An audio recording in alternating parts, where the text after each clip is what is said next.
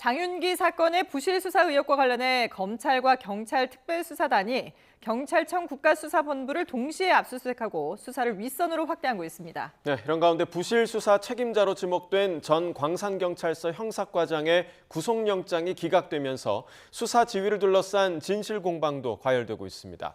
네, 취재기자 연결해서 알아보겠습니다. 오선열 기자, 검찰과 경찰 특별수사단 국수본에 대해서 강제 수사에 나선 가운데 경찰 윗선 수사에도 속도를 내고 있죠? 네, 검찰과 경찰이 장윤기 사건의 부실 수사 의혹을 규명하기 위해 가장 윗선인 경찰청 국가수사본부에 대한 강제 수사에 나섰습니다.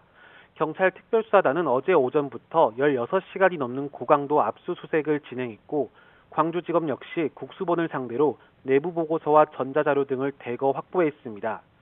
검찰은 오늘 오전 10시쯤 국가수사본부 강력계장 최모 경정을 참고인 신분으로 소환했는데요. 최 경정은 장윤기의 성범죄와 살인 사건을 분리수사하는 과정에서 관여한 의혹을 받고 있습니다. 경찰 특별수사단도 광주경찰청 강력계장을 참고인으로 불러 분리수사 지침이 내려진 경위를 조사하고 있습니다.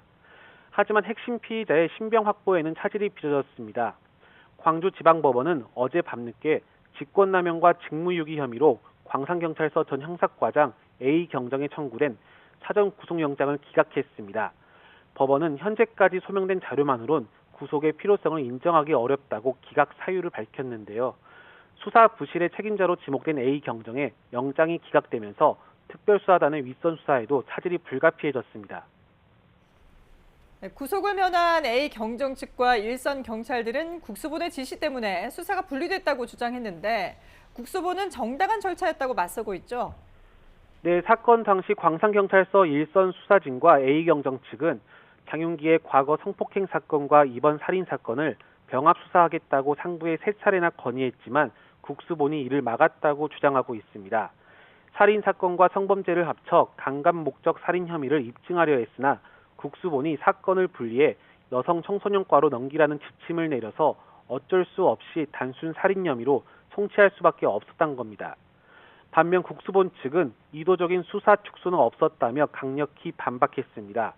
국수본 관계자는 구속기간 제한이 있는 살인사건 송치 시점 내에 다른 성폭력 사건까지 입증해 한꺼번에 넘기기 어렵다고 판단했다고 해명했습니다. 그러면서 수사의 완결성을 위해 성폭력 사건은 전담 부서인 여청과가 수사하되 기록을 첨부하도록 한 통합수사 절차였을 뿐 단순 살인죄 적용을 지시한 적은 전혀 없다며 정면으로 맞서고 있습니다.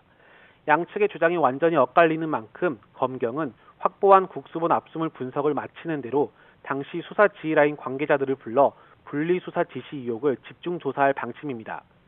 지금까지 전남광주 본부에서 YTN 오소열입니다.